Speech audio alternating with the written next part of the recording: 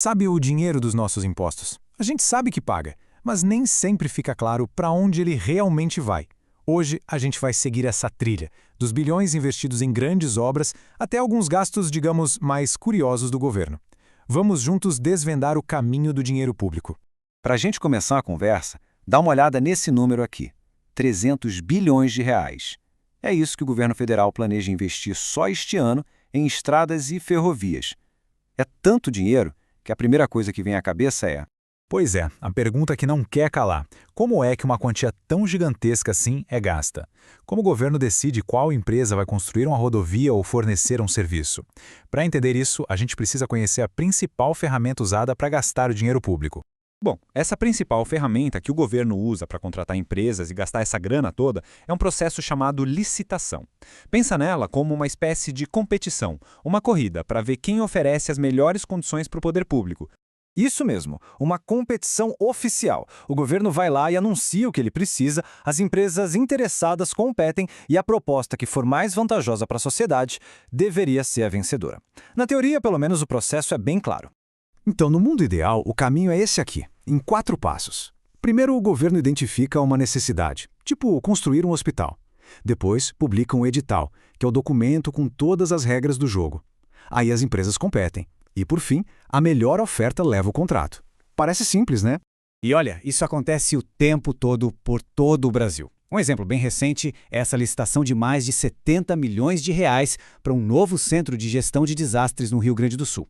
Mas e quando esse caminho, que parece tão reto, começa a fazer umas curvas meio inesperadas? Pois é aqui que a história começa a complicar um pouquinho.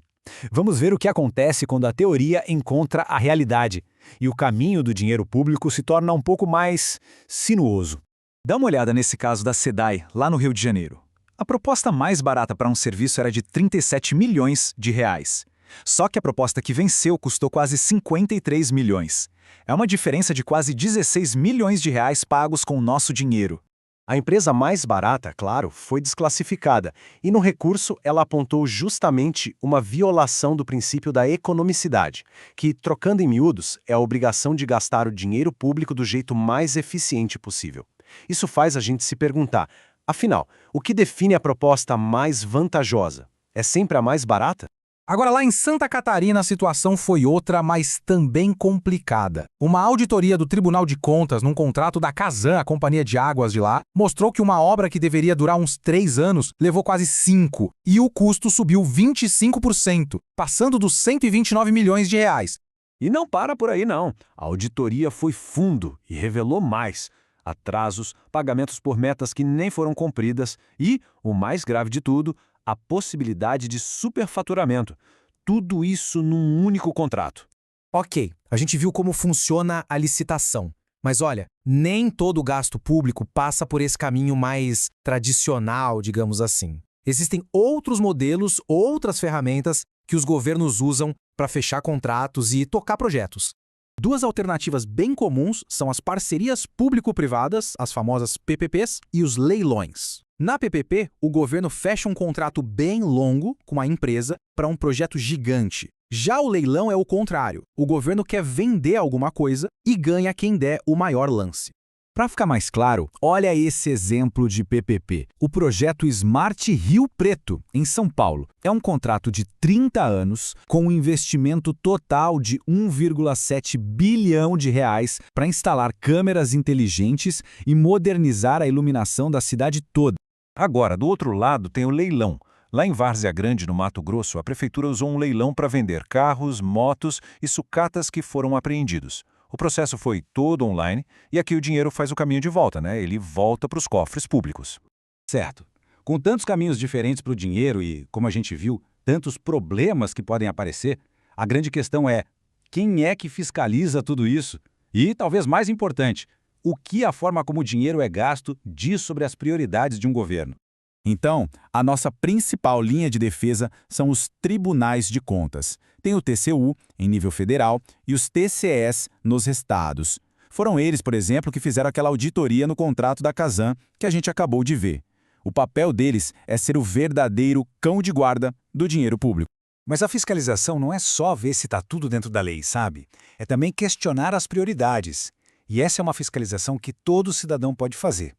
Para a gente pensar nisso, vamos para um último caso, que é bem simbólico. Agora, para fechar, um último número para nossa reflexão: R$ 413.500.